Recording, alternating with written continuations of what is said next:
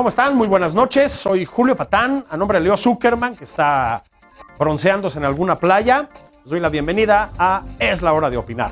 Hoy en la mesa de debate con Paula Sofía Vázquez, con Carlos Bravo Regidor, con Gibran Ramírez, vamos a hablar de la consulta ciudadana, la que va a tener lugar el 1 de agosto. Más adelantito, con Edith Olivares, vamos a analizar la investigación del software Pegasus, ese con el que, ¿se acuerdan? Se espiaba a jefes de Estado, a activistas, a periodistas en México y en muchos otros países. Terminaremos con Jacobo Dayan, doloroso tema. Vamos a hablar de los números de desapariciones forzadas en México y de las demandas, las exigencias de los familiares de las víctimas. Bueno, comenzamos así pues con la hora de opinar.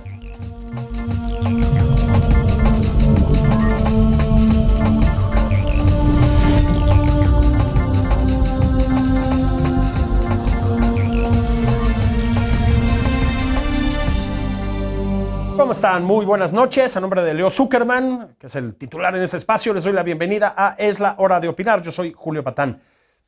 El 1 de agosto se va a llevar a cabo la consulta popular, donde, así nos dicen, los ciudadanos dirán si apoyan o rechazan que, lo que sea que esto quiera decir, se lleven acciones para esclarecer aquellas acciones que funcionarios públicos tomaron en el pasado. Esto es en referencia a lo dicho por el presidente López Obrador de, estoy citando, enjuiciar a los exmandatarios por las decisiones que tomaron en sus administraciones. Bueno, la pregunta que estará escrita en la boleta, ahí les va, es la siguiente. ¿Estás de acuerdo o no en que se lleven a cabo las acciones pertinentes con apego al marco constitucional y legal para emprender un proceso de esclarecimiento de las decisiones políticas tomadas en los años pasados por los actores políticos, encaminado a garantizar la justicia y los derechos de las posibles víctimas? Bueno, para discutir este tema, le doy la bienvenida a Paula Sofía Vázquez. ¿Cómo estás, Paula? Qué gusto saludarte. Julio, buenas noches, compañeros, todos. Gibran Ramírez, ¿cómo estás, Gibran? ¿Qué onda, Julio? ¿Cómo estás? Un saludo para ti, para los compañeros y para la audiencia. Un abrazote y otro para ti. Carlos Bravo Regidor, ¿cómo estás? Buenas noches. ¿Cómo estás, Julio? Compañeros, muy buenas noches. Buenas noches. Empiezo contigo, Paula. Es un poco, por decirlo menos, barroca la formulación, ¿no? Creo que la formulación es lo menos sexy del planeta, ¿no? O sea, a mí lo primero que me gustaría decir es que pues, ¿para qué sirven estas consultas, no? O sea, estas consultas creo que sirven como para brindar legitimidad o ayudar a dar un respaldo popular a un tema polémico. Lo primero que me gustaría decir es que este tema no es polémico. O sea, yo creo que a cualquier persona que le preguntes, ¿a ti te gustaría que se enjuiciara a una persona por una comisión de un acto de corrupción? Yo creo que pues no es polémico, ¿no? O sea, fuera de los que cometieron ese acto de corrupción, todo el mundo va a decir que sí, ¿no? Entonces esa es la primera cosa que me parece un despropósito, ¿no? La segunda es que yo creo que lo siguiente que determinó de hacer todavía menos sexy el tema de la consulta es efectivamente la redacción de la pregunta, ¿no? O sea, la redacción de la pregunta va en contra de cualquier cosa que uno puede entender en términos de justicia, de democracia, que es que uno sepa lo que le están preguntando, ¿no? Que uno sepa con mucha claridad, uno, qué va a responder, y dos, cuáles son los efectos que va a tener la respuesta, ¿no? Y creo que son dos cosas en las que esta consulta no cumple. Uno no tiene ni idea de qué está en realidad respondiendo, más allá de si está de acuerdo o no, con que igual hice una persona, qué personas, quién sabe, cometieron un delito, quién sabe qué delitos, en qué momento, quién sabe qué momentos, se les puedan realizar acciones procedentes, quién sabe qué acciones, ¿no?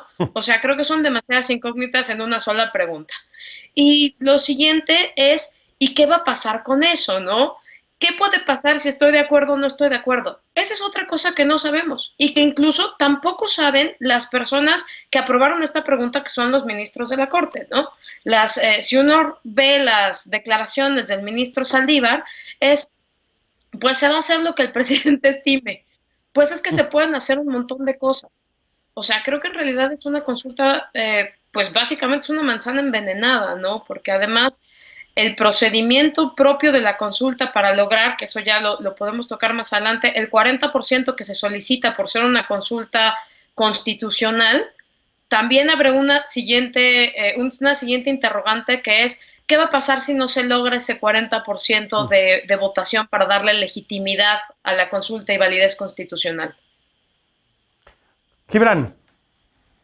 Creo que es una consulta que, independientemente de estos defectos que puede tener, es una consulta de carácter histórico. Ninguna de las que se planteó, es el cuarto antecedente, se admitió a trámite. Entonces, es la primera que se considera constitucional por cumplir con las restricciones del artículo 35 constitucional. Eso creo que es indiscutible. Es indiscutible también que es un avance hacia una democracia más participativa. La democracia, lo sabemos todos, es el régimen de la soberanía del pueblo basado en la concreción de la voluntad popular. Pero esta voluntad popular, la voluntad general, siempre tiene que formalizarse mediante algún procedimiento. Y aunque podemos presumir que todo mundo va a estar de acuerdo con dar prioridad institucional en la impartición de justicia a la corrupción, a castigar la corrupción de actores políticos del pasado, la verdad es que esto no deja de ser una suposición que tiene que formalizarse de alguna manera para que las instituciones puedan actuar en consecuencia. Es de eso de lo que se trata esta consulta. Creo que tiene un carácter, además de demócrata, realista.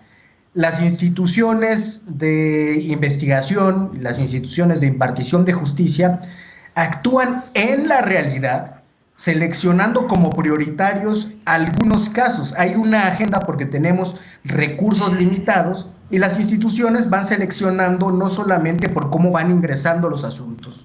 Entre las reglas informales del sistema político mexicano está que lo que va al último es investigar a los actores políticos de gran peso. Esta consulta postularía que eso que ocupa ahora el último lugar de las prioridades en la agenda institucional tiene que ocupar el primero de ellos. Y a diferencia de lo que piensa Paula, creo que la redacción de la pregunta, más que ser una manzana envenenada, abre un horizonte político inédito. Creo que pensaron los ministros de la Suprema Corte de Justicia, en lugar de hacer una pregunta personalizada que vulnerara el principio de presunción de inocencia, en dar condiciones para que se genere, si así lo quiere el Poder Ejecutivo, y ojo, no solo el Poder Ejecutivo federal, sino que podrían ocupar el resultado de esta consulta los gobernadores y presidentes municipales, empiecen o emprendan un proceso de justicia transicional, y se puede concretar de múltiples maneras. Eso depende de la creatividad de los titulares del Poder Ejecutivo en cada uno de los ámbitos. Pero, por ejemplo, un gobernador cualquiera, sea o no de Morena, podría tomar el resultado de esta consulta si fuese vinculatoria, si alcanzara la participación necesaria del 40% de la lista nominal para formar una comisión de la verdad que investigue hechos de corrupción, violación sistemática de derechos humanos, y tendría una base normativa para hacerlo. Yo creo, considerando el perfil garantista de algunos de nuestros ministros, que eso es lo que están intentando hacer al modificar de esa manera la redacción de la pregunta. Adelante, Carlos, te escuchamos. Bueno, pues mira, la verdad es que yo no soy de los que cree que las consultas populares no sirven para nada o son casi que por definición un ejercicio de demagogia. A mí me parece que este tipo de instrumentos, digamos, de consulta de la voluntad popular, de participación democrática, son muy importantes, pero por lo mismo creo que hay que usarlos con seriedad. Y la forma en cómo está redactada la pregunta que tú leías al principio, la verdad, pues es una vacilada. O sea, Cantinflas estaría orgulloso de esa redacción. Y lo que me temo es que pues una redacción tan confusa, tan poco clara, que no dice nada, pues se presta justamente a banalizar este tipo de instrumentos, ¿no? Y eso, pues la verdad es que lo lamento, porque creo que de esta manera se le está de alguna manera desfondando de lo que tendría que ser, en cierto sentido, el núcleo de la intención, que es preguntarle a la gente qué quiere hacer. Pero para que la gente pueda contestar, pues hay que hacerle una pregunta clara, ¿no? En realidad esta redacción, tú puedes decir que sí o que no, y no estás diciendo que sí o no a nada concreto. Yo creo que lo que va a pasar es que va a ganar el sí, porque va a ir a participar la gente que quiere aprovechar esta ocasión para manifestarle su apoyo al presidente, pero difícilmente va a tener el porcentaje de participación requerido para que su resultado se vuelva vinculante. Y el problema es que eso nos pone en un escenario donde el presidente básicamente va a poder hacer lo que él quiera, interpretar ese sí pues como le dé la gana. Ya sabemos que lo que hizo la Corte además es profundamente irregular. El presidente mandó una pregunta mucho más clara que la de la Corte, pero la Corte consideró que esa pregunta era inconstitucional. Lo que tendría que haber pasado es que la Corte rechazara la pregunta y obligara al presidente en todo caso a reformularla, no que la Corte se arrogara la facultad de reescribir completamente la pregunta, probablemente con la intención, digamos, de no entrar en una ruta de conflicto con el presidente, pero al costo de que la pregunta en realidad no significa nada. Hay un tema que se ha repetido demasiado, pero al que creo, Paula, que tenemos que volver. Y es esta idea que se ha repetido una y otra y otra y otra vez de que la ley no se consulta. ¿Estamos a un caso de consulta de la ley, como se dice? Yo creo que en este caso no. Digo, empezar el tema de si la ley se consulta o no, yo creo que es ya un dogma para muchos abogados muy formalistas.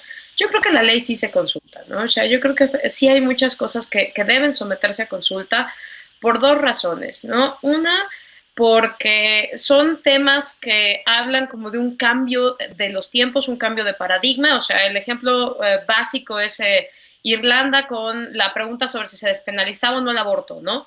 O sea, creo que es un tema en el que la élite política nunca va a estar dispuesta a llevar ese tipo de cuestionamientos al nivel normativo al que se tienen que llevar, y entonces pues se necesita como un impulso adicional, ¿no? También creo que una de las cosas muy importantes que puede haber detrás de la consulta, y que es muy penoso que en esta consulta no esté sucediendo, es que las consultas también abren a debate este tipo de temas muy polémicos, ¿no? Están los que están a favor, están los que están en contra, y se avientan un montón de argumentos, ¿no? Creo que también, incluso como un ejercicio democrático, que coincido con Carlos, son una buena cosa democrático, nada más así como un sparring democrático, también esta consulta falla, ¿no? O sea, no hemos visto los grandes debates alrededor para ver si nos interesa juzgar a ciertos personajes, por qué nos gustaría verlos juzgados, qué es lo que se les tiene que castigar, en qué sentido, cuáles son los derechos que se están violando. Tampoco estamos viendo esos grandes debates, ¿no? Entonces, yo sí creo que la ley se consulta, yo sí creo que hay ciertos temas en específico que para que lleguen a ser ley, o que para que lleguen efectivamente a llegar al nivel procesal al que tienen que llegar, sí deben de tener un cierto respaldo, pero no creo que este sea el caso. O sea, creo que en este caso, lo que estamos diciendo de la voluntad popular que estuvieran castigados se manifestó el 1 de julio de 2018. Creo que el tema de la corrupción, la bandera de la corrupción fue la campaña de Andrés Manuel López Obrador, y tuvo un respaldo generalizado. Creo que no necesitarían además preguntar si en específico les gustaría, porque pues lo mismo estamos viendo en el caso de Lozoya, lo mismo estamos viendo. Yo no veo a nadie protestando afuera diciendo que no se enjuicia a Lozoya, ¿no? O sea, creo que todo el mundo está de acuerdo con que se siga el caso, y una de las grandes expectativas que no estamos viendo cumplidas es que Emilio Lozoya sigue en su casa, ¿no? Entonces también eso creo que va desfondando también, como dice Carlos, la consulta, ¿no? Pues si se consulta o no se consulta, aparentemente pues está resultando igual. Creo que eso lo podemos decir, Gibran, si hay un problema, se atoran muchas cosas en tribunales últimamente, ¿no? Sí, es algo propio del pluralismo, lo ha estudiado Francis Fukuyama. Hay un gobierno de tribunales de muchas cosas que acaba por obstruir las decisiones políticas, y por eso creo que también se necesita una cierta validación democrática que pueda hacer que las propuestas políticas avancen y no se entrampen en un poder que está muchas veces capturado por intereses creados, que es el poder menos transparente, menos modernizado, aunque haya habido un avance reciente, que es el poder judicial. Y creo que hace falta ahí una profunda reforma que perdimos la oportunidad en este gobierno de ir a fondo en ese cambio. Pero más allá de eso, sobre el diseño propio de la consulta, que creo que tiene que ver con otro ámbito, creo que sí podríamos reflexionar sobre cuáles de estos defectos que nos hacen ver Paula y Carlos son defectos que más que ser del planteamiento de esta consulta, en particular son defectos de diseño institucional. Desde luego que es muy difícil que se alcance el porcentaje requerido para que se trate de una consulta vinculante, pero esto quiere decir solamente que fue un error por una decisión coyuntural de la oposición, sacar a la consulta del día de las elecciones intermedias y ponerla para agosto. Fue, desde luego, para quitarle atractivo y para no hacer que la gente se volcara el apoyo a Morena, que probablemente también era la intención del presidente de la República. Pero hubo un asunto ahí de decisión coyuntural que afectó el diseño de la consulta. Hay también que reflexionar sobre si ese porcentaje es un porcentaje realista para cualquier cosa que se quiera dar, o si se debería de bajar el mínimo de votantes. Y hay otras cosas que cabría reflexionar. La Corte tiene que calificar, cuando se trate de una propuesta ciudadana y de firmas y con firmas recolectadas, la relevancia y la trascendencia de la consulta, pero eso no aplica al caso de propuestas que se hacen, como en este caso, por parte de la Presidencia de la República. Por otra parte, quiero decir, yo creo que sí le da espacio la ley a la Corte para diseñar la pregunta, porque dice que se somete a propuesta de pregunta, es decir, que no se trata ya de algo final. Entonces creo que más allá de lo que podamos descalificar o reivindicar en este ejercicio, es, además de ser un primer paso en pos de la democracia participativa, una buena ocasión para reflexionar sobre cómo está diseñada y cuáles son los defectos estructurales que tiene esta figura en la Constitución y en la ley. Hay un hecho, Carlos, creo que vamos a estar de acuerdo en esto, y es que, lo dijiste muy bien, hay una redacción original mucho más clara, que es la del presidente. Luego la redacción, insisto, no barroca, rococó de la Suprema Corte, pero es que además una instancia y la otra se mantienen en sus respectivas preguntas. Es decir, si tú escuchas al presidente, parece que efectivamente se trata de ver si llevamos a juicio o no a los antiguos presidentes. Esto creo que también le quita fuerza a la consulta misma, ¿no? Por supuesto, yo creo en efecto, como dices, que digamos, para el presidente ha pasado de noche el significado de que la Corte le reescribiera la pregunta, porque bueno, pues es lo que le conviene, pretender que eso no pasó o que es un detalle sin importancia. Y bueno, pues la Corte puede decir, pues yo cambié la pregunta para que no fuera, digamos, contraria a la Constitución, y yo con eso ya cumplí, que el presidente haga lo que quiera. Entonces ambos como de alguna manera están en una suerte como de juego de simulación, el presidente diciendo pues mi consulta va, la Corte diciendo yo hice mi trabajo, y lo cierto es que ni la consulta que quería el presidente va, ni la Corte hizo su trabajo. A mí me parece interesante ahorita que estabas comentando que últimamente se atoran muchas cosas en tribunales, porque a mí me parece algo muy interesante. Yo creo que es señal de que hay muchos ciudadanos o muchas instancias impugnando decisiones públicas, y es propio, es constitutivo de la democracia constitucional que haya poderes o autoridades que estén siempre sujetos a métodos de control constitucional. Y eso para mí es una señal, pues de entrada, digamos, de mucha litigiosidad con respecto a esas decisiones, pero también, pues muy probablemente de una muy desaseada técnica jurídica, a través de las cuales las decisiones políticas del gobierno encuentran una traducción en actos, digamos, legislativos, administrativos, que son muy susceptibles de ser impugnados. Yo creo que haber separado la consulta de las elecciones tiene todo el sentido del mundo, porque en realidad son decisiones muy distintas. La primera decisión a la que se convoca, digamos, al pueblo a votar es quién quieres que gobierne. La segunda decisión es, independientemente de quién gobierne, ¿qué quieres que se haga? ¿Qué quieres que haga el gobierno en este caso, ¿no? Lo malo es que la pregunta en realidad pues no hace eso, ¿no? Y en realidad la Corte no tenía la facultad de reescribir la pregunta. La facultad de la Corte era revisar su constitucionalidad y en todo caso corregir los defectos que en ese sentido pudiera tener. Pero yo creo que reescribir la pregunta va mucho más allá de corregir sus defectos constitucionales. Y bueno, simplemente para terminar, ya que estabas haciendo alusión a esto de la redacción, yo creo que es muy fácil realmente entender si la consulta tiene o no sentido, que es si gana el sí o gana el no. Si la pregunta estuviera bien escrita, tendríamos claridad sobre qué va a pasar. No tenemos ninguna claridad porque da igual contestar que sí o que no a una pregunta que en realidad no pregunta nada. Fíjate, Paula, creo que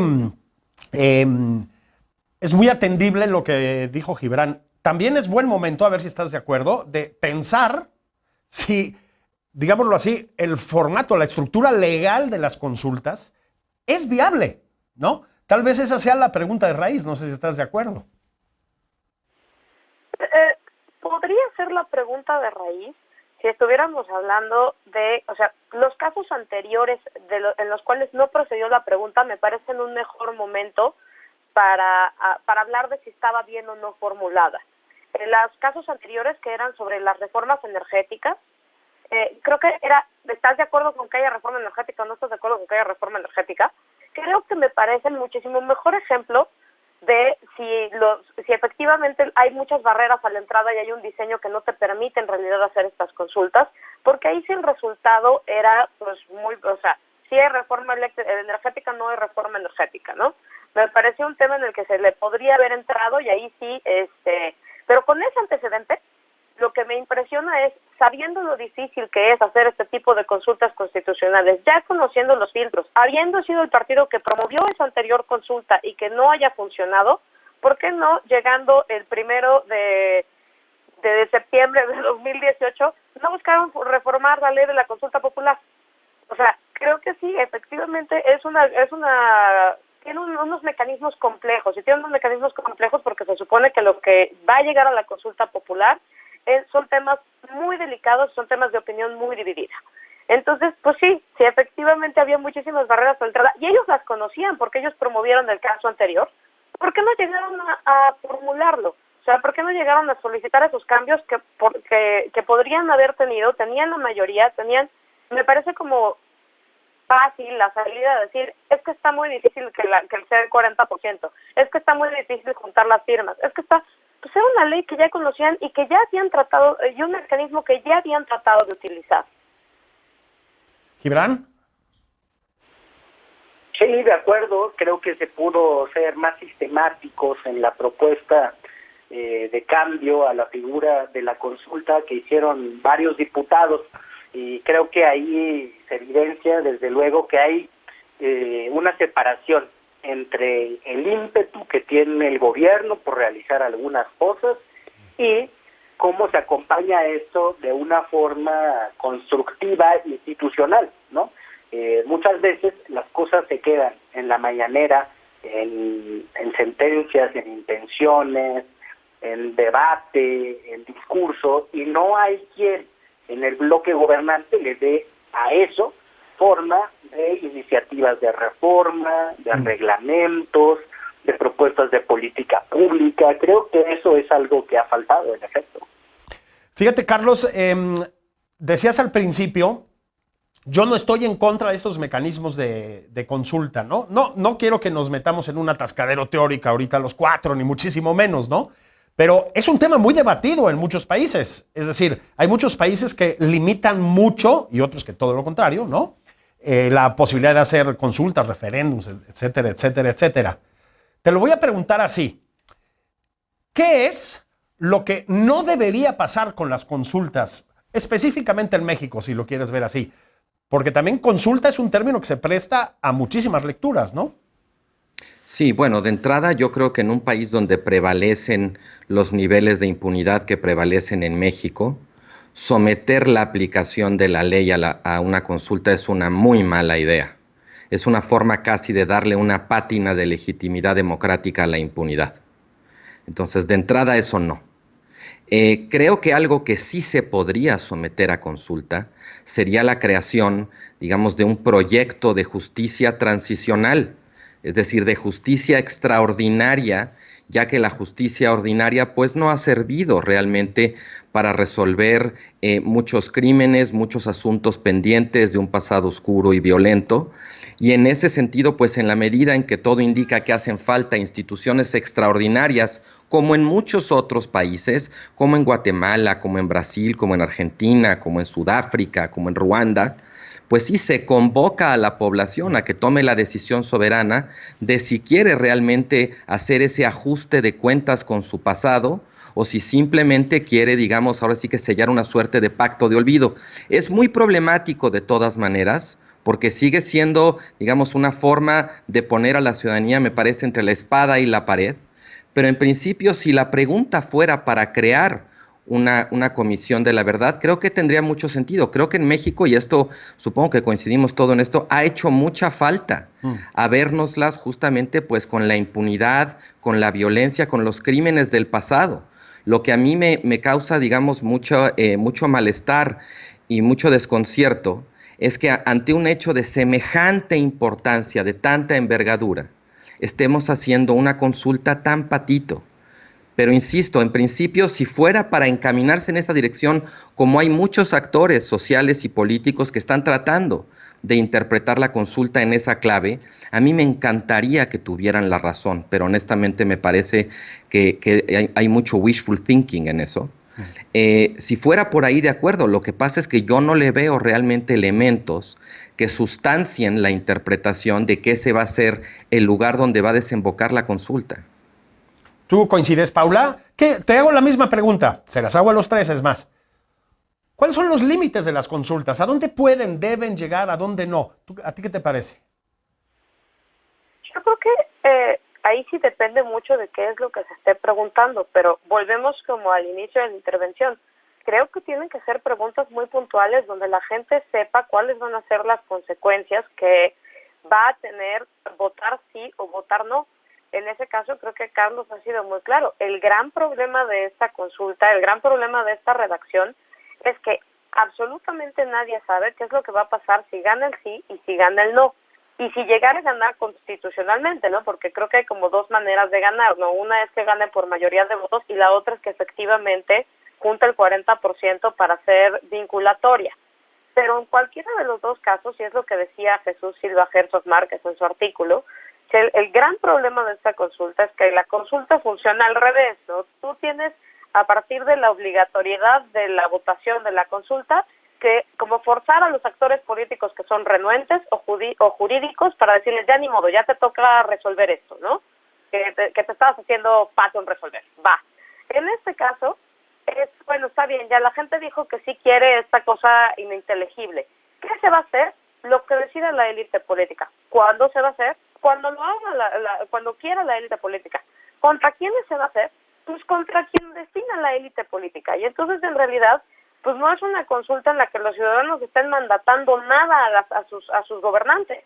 Es una consulta donde ellos están diciendo, sí me gustaría, y otra vez están esperando que sean los gobernantes los que definan qué es lo que van a hacer para ver si satisfacen o no esta cosa que tampoco van a saber los gobernantes, porque pues lo único que votaron es si les gustaría ver acciones contra gente en algún momento, en algún lugar, por algunas cosas. Necesitaba, a ver, te lo pregunto así, Gibran, ¿esta consulta podía ser una especie derivado de lo que comentó ahora Paula, ¿no? ¿Podría ser una especie de sacudidón necesario para el aparato judicial, los actores políticos, etcétera? ¿Podría tener esa virtud?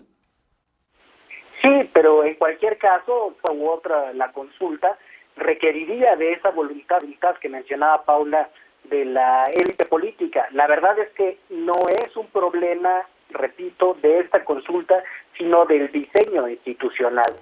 porque no hay los mecanismos especificados a través de los cuales se va a hacer que sea vinculante el resultado en caso de alcanzar la votación, solamente dice que lo será. Así que de todas maneras tendrían que inventarse una fórmula legislativa o ejecutiva para llevar a ser concreta esta decisión, pero sea cual hubiera sido la decisión. Ahora, sobre los límites que debería de tener la consulta, creo que es muy importante también reflexionar sobre ello, porque las anteriores que se hicieron, y mencionaba Paula de la reforma energética, se pararon porque uno de los límites que establece la Constitución es que tenga consecuencias fiscales. Y prácticamente cualquier cosa que haga el gobierno implica una prioridad o una reorientación del gasto, y cualquier decisión que se tome en este sentido afectaría. Entonces creo que queda ahí un margen de discrecionalidad enorme para que la Corte acepte o rechace cualquiera de las consultas que sean planteadas. Creo que si dejáramos nada más lo de la restricción a derechos humanos, es decir, no se pueden consultar restricciones a derechos humanos, las cosas serían mucho más claras. ¿Qué es la democracia participativa en última instancia, sino la decisión popular sobre cómo se emplean los recursos públicos? Pues digo, de ahí que uno de los instrumentos más conocidos de este tipo de fórmulas sean los presupuestos participativos. Entonces creo que sí hay que reflexionar sobre esos límites y hay que ensancharlos lo más que se pueda. En ese sentido es un primer ensayo de esta figura que creo que nos puede dar muchos, plantearla para un futuro, para utilizarla, para hacernos de una nueva costumbre cívica, porque la verdad es que todos los ciudadanos, las autoridades del Poder Judicial, estamos entrando en un terreno nuevo para el país. Carlos Bravo, regidor, te toca rematar la faena porque nos vamos. Una conclusión. Pues mira, Julio, yo creo que consultar no es gobernar. Y creo que ahí está de alguna manera un poco también el corazón de este tema o este debate. Yo creo, volviendo a la pregunta que hacías para cerrar y que es muy pertinente, yo creo que las consultas tampoco deberían servir para que el presidente se lave las manos de cumplir sus promesas de campaña o simplemente se desentienda de sus responsabilidades como gobierno. Me parece que ese apunta a ser el caso en esta ocasión, e insisto, lo lamento, porque este tipo de instrumentos merecerían un mucho mejor uso para cuestiones que fueran más allá, digamos, de la grilla o la politiquería presidencial. Pues les agradezco mucho a los tres, me dio gusto verlos, les mando un abrazo. Igualmente, gracias. Gracias, chao. Bueno, nosotros vamos a pausa, regresamos con Edith Olivares, vamos a hablar un poquito del software espía de Pegasus, nada menos. Esto es la hora de opinar, no tardamos.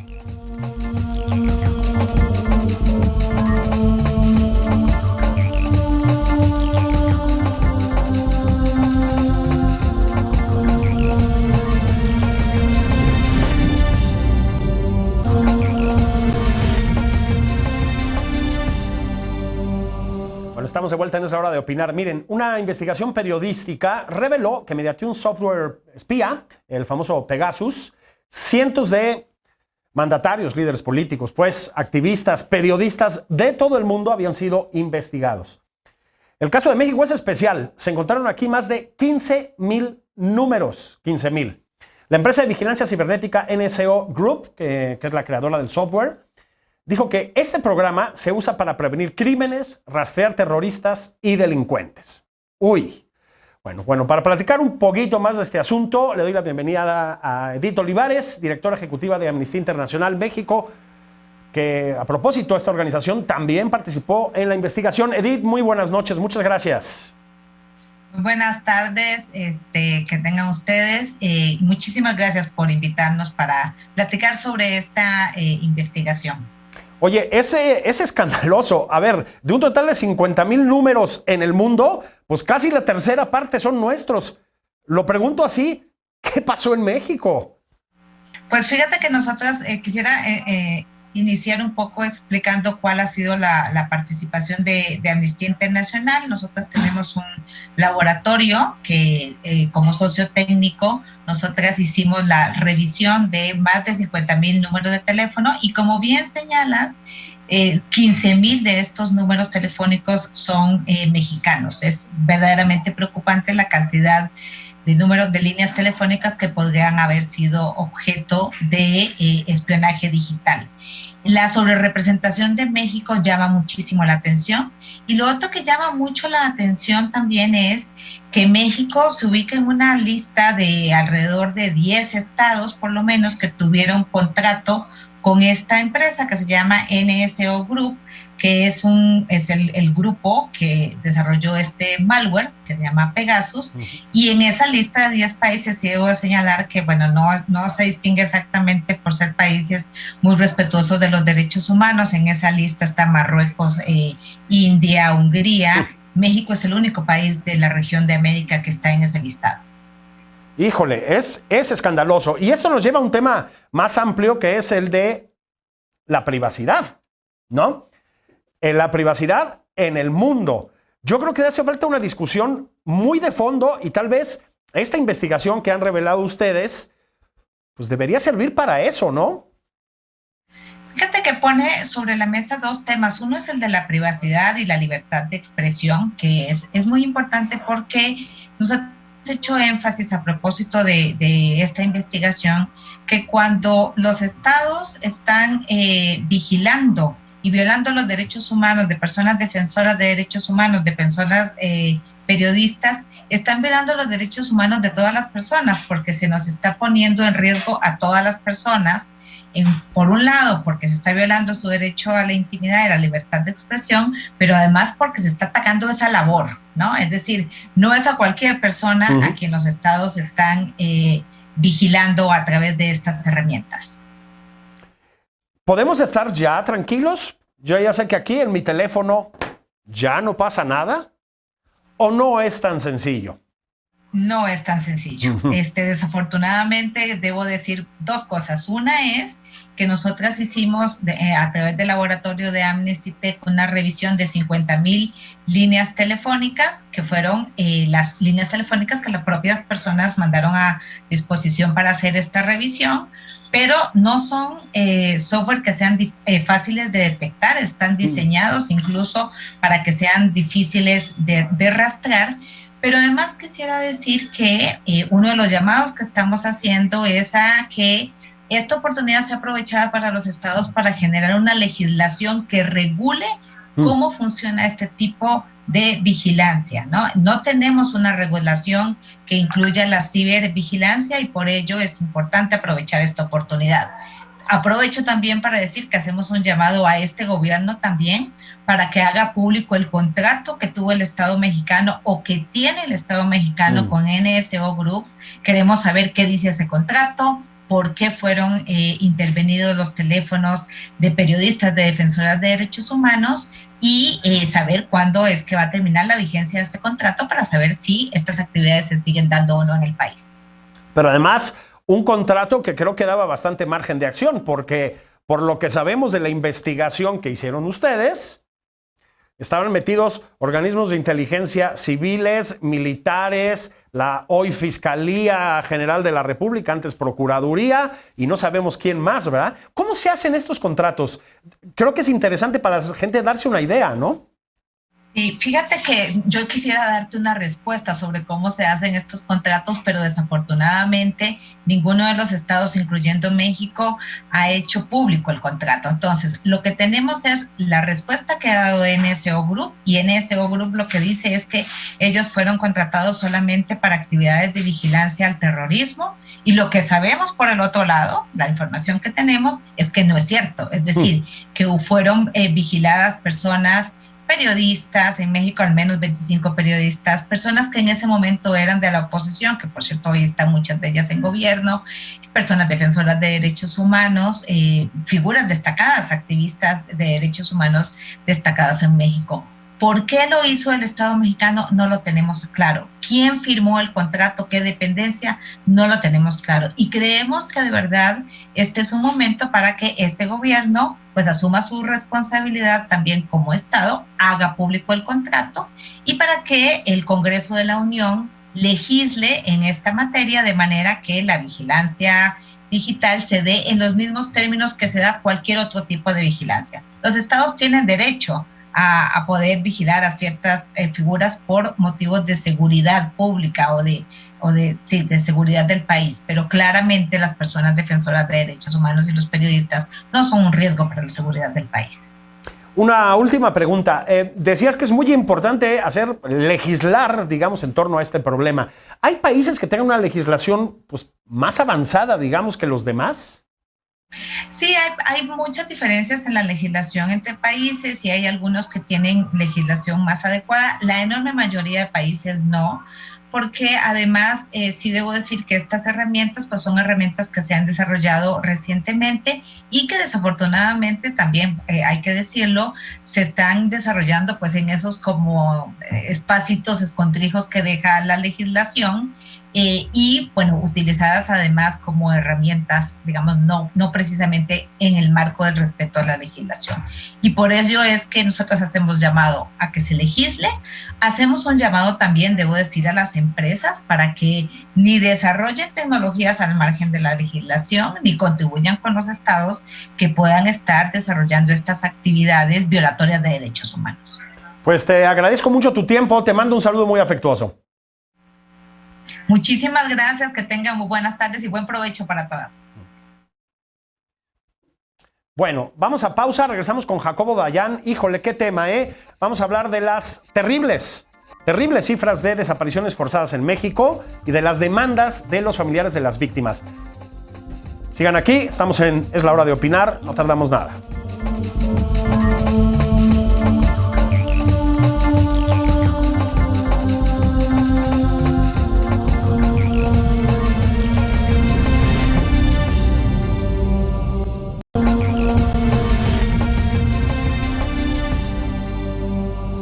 Estamos de vuelta en Es la Hora de Opinar. Fíjense, en México es terrible, ¿eh? Hay casi 90,000 víctimas que sepamos de desapariciones forzadas. Bueno, por esta razón, las organizaciones piden al presidente López Obrador que aclare a la ciudadanía que la consulta el 1 de agosto no es para enjuiciar a expresidentes y que se comprometa a impulsar una agenda para conocer la verdad y el paradero de las víctimas. Bueno, para hablar de este tema muy doloroso, saludo y con mucho afecto a Jacobo Dayan, especialista en derechos humanos. Jacobo, ¿cómo estás? Buenas noches. ¿Qué tal, Julio? ¿Cómo estás? Buenas noches. Bueno, 90,000, que sepamos, es un escándalo, Jacobo. Así es, la cifra oficial es de cerca de 90,000 personas desaparecidas, sabiendo que la cifra negra es mucho mayor. ¿De qué tamaño? Imposible saberlo. Los colectivos hablan de que cuando menos la cifra real sería del doble de personas desaparecidas y tenemos muchos problemas para tener cifras reales, sobre todo por la mala actuación de las fiscalías en todo el país. ¿Qué pasa con las fiscalías? Efectivamente, hay un problema grave, lo han dicho muchos especialistas, pero ¿qué es exactamente eso en lo que están fallando? Bueno, está fallando inicialmente en la tipificación propia de la desaparición, es decir, muchas de las personas desaparecidas están reportadas como personas no localizadas y en teoría por la ley a los 3 días de no estar localizada tendría que reclasificarse el caso como persona desaparecida. Incluso cuando la persona aparece con vida, necesitamos saber en qué condiciones fue encontrada con vida, es decir, fue una persona que voluntariamente se fue de su casa o estuvo realmente desaparecida por grupos criminales, por agentes del Estado. Toda esa información no la tenemos porque las fiscalías no la reportan, aunque la Comisión Nacional de Búsqueda ha creado una plataforma para estar registrando esta información en teoría en línea. Las fiscalías pues, simplemente no hacen su trabajo. Y si nos vamos a sentencias, Julio, la cosa es peor. Tenemos cerca de 90,000, en teoría, investigaciones de desaparición y tan solo 35 sentencias. 35 sentencias de 90,000 casos. Es una locura. Hay un término que a mí me tiende a irritarme un poco porque se usa demasiado, pero a veces es necesario revictimizar. Parte del problema, es decir, parte de lo que explica que haya un número real plausiblemente mucho más grande que estas 90,000 víctimas, es que la gente es revictimizada cuando va a denunciar, a pedir ayuda o a lo que tú quieras con las autoridades. ¿Eso pasa también? Sí, bueno, y ha variado conforme pasa el tiempo. En los primeros años de gran violencia, cuando los familiares se acercaban a denunciar una desaparición, los ministerios públicos, las fiscalías les decían que se regresaran a sus casas, que mejor cuidaran a la familia que aún no estaba desaparecida y que mejor no le movieran. Entonces hay muchos casos de desaparición que nunca fueron denunciados. En los casos que se denuncia, las investigaciones jamás caminan. Las investigaciones las hacen los propios familiares. Como sabemos, la búsqueda la hacen los propios familiares de las personas desaparecidas y las fiscalías simplemente no hacen su trabajo. Tenemos, por ejemplo, un universo infinito casi de restos por ser identificados y este trabajo le corresponde a las fiscalías. Tenemos la noticia reciente de este campo de exterminio, zona de exterminio en Tamaulipas, La Bartolina, donde se recuperaron en 20 metros cuadrados de un predio de 600, es decir, solamente se ha trabajado 20 metros cuadrados, cerca de 800 kilogramos de fragmentos óseos. Y esto se suma a cientos y cientos y cientos de kilogramos de fragmentos óseos en espera de ser identificados. No hay recursos, no hay capacidad, no hay voluntad. Y además el Estado mexicano ha reconocido, la cifra es de terror, que hay 40,000 cuerpos completos en espera de ser identificados. Es decir, hay una crisis humanitaria, además de la crisis de violencia, de la crisis de impunidad, hay una crisis humanitaria forense en el país que no ha tenido respuesta sólida por parte del Estado, a pesar de que Andrés Manuel López Obrador ha dicho una y otra vez que esta es su prioridad número uno. No hay voluntad y no hay recursos. Tengo que preguntarlo así. ¿Qué ha cambiado en este sexenio respecto a los, digamos, los 2 o 3 anteriores? Porque, a ver, no es un problema nuevo, definitivamente, ¿no? Llevamos muchísimos años con esta tragedia. ¿Qué ha cambiado? ¿Para bien o para mal, No sé. Pues ha cambiado nada más la narrativa de este gobierno que afirma que ya se acabó la impunidad, que afirma que ya se acabaron las desapariciones, por ejemplo, cuando de estas 90,000, Julio, 21,000 son en esta administración. Es decir, lo único que cambia es la narrativa, la impunidad sigue igual, la violencia continúa, lo vemos, las cifras ahí están, la crisis forense está presente. Y una negativa de este gobierno que, a pesar de haberse comprometido, como bien mencionabas al inicio, con una agenda de verdad y justicia para las víctimas, la ha desestimado, y ahora que se abre esta oportunidad con la consulta, sigue hablando en su épica narrativa del juicio de expresidentes en lugar de abrir la puerta, como lo ha dicho el ministro Saldívar, a las comisiones de la verdad. Fíjate que hay otro, digamos, un problema que va pues junto con pegado con el de las personas desaparecidas, y es el de los familiares de las personas desaparecidas que también han sido víctimas de violencia, y violencia terrible, y creo que eso tampoco hay señales de que se vaya a resolver, ¿verdad? Bueno, pues tenemos el caso reciente en Sonora de una esposa que buscaba a su esposo desaparecido hace 7 meses y fue asesinada. No, eso no ha cambiado. Las amenazas a los colectivos de víctimas continúan. El abandono absoluto por parte del Estado es patente. Por ejemplo, este caso de La Bartolina, el Estado mexicano sabía de la existencia de esta zona de exterminio desde 2016 y lo mantuvo en secreto hasta que los colectivos fueron al lugar a partir de una denuncia anónima en Facebook, y es que se hace notorio. La revictimización por parte del Estado, a pesar de los esfuerzos o de la narrativa, repito, de que Alejandro Encinas está haciendo su trabajo o que la Fiscalía está tratando de resolver los casos, la realidad no cambia en lo absoluto. Yo siempre digo que es bueno voltear al extranjero, ¿no? Para aprender. No somos el único país con un problema masivo de desaparecidos, ni muchísimo menos. ¿Ha habido experiencias mejores? ¿Le podemos aprender a alguien? ¿Qué han hecho por ahí que tendríamos que hacer nosotros?